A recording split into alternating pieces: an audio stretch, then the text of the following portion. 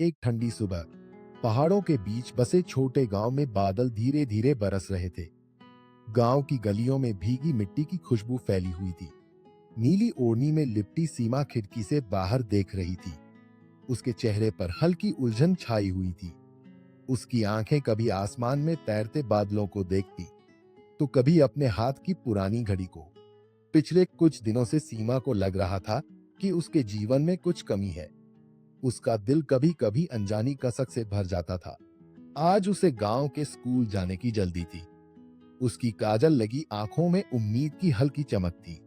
School के gate पर उसे कुछ बच्चे मिले, जिनके चेहरों पर मासूमियत और आंखों में नटखटपन था।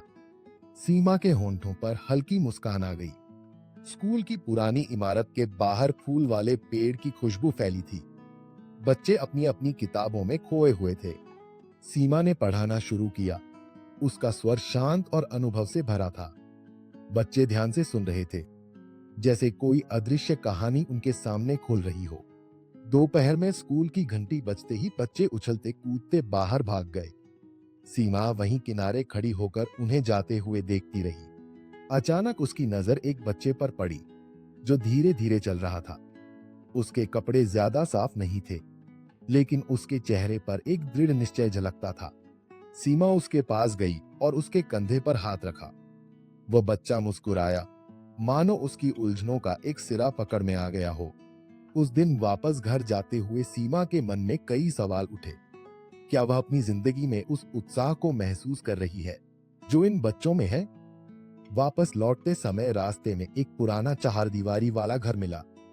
दीवार पर बेलें चढ़ी हुई थी, जिनकी हर पत्ती जैसे उसकी आंखों से सवाल कर रही थी। रात में बारिश की बूंदें छत पर गिर रही थी। सीमा अपनी घड़ी को देखते हुए ख्यालों में डूबी रही।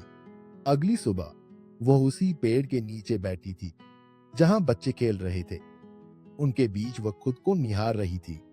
एक पल के लिए उसे एहसास हुआ, शायद जीवन की तुलना उस मासूम खुशी से है। वह पल, वह जगह हमेशा नई और अनमोल हो सकती है। सीमा ने खुद से वादा किया कि वह हर दिन कुछ नया सीखेगी, जिसे वह बच्चों संग बांट सके। उसकी आंखों में आत्मसंतोष की हल्की झलक आ गई। शाम को जब सूरज पहाड़ों के पीछे छुप रहा था, सीमा की आंखों में एक नई चमक थी। उसकी जिंदगी में वह खोया हुआ उत्साह वापस लौट आया था।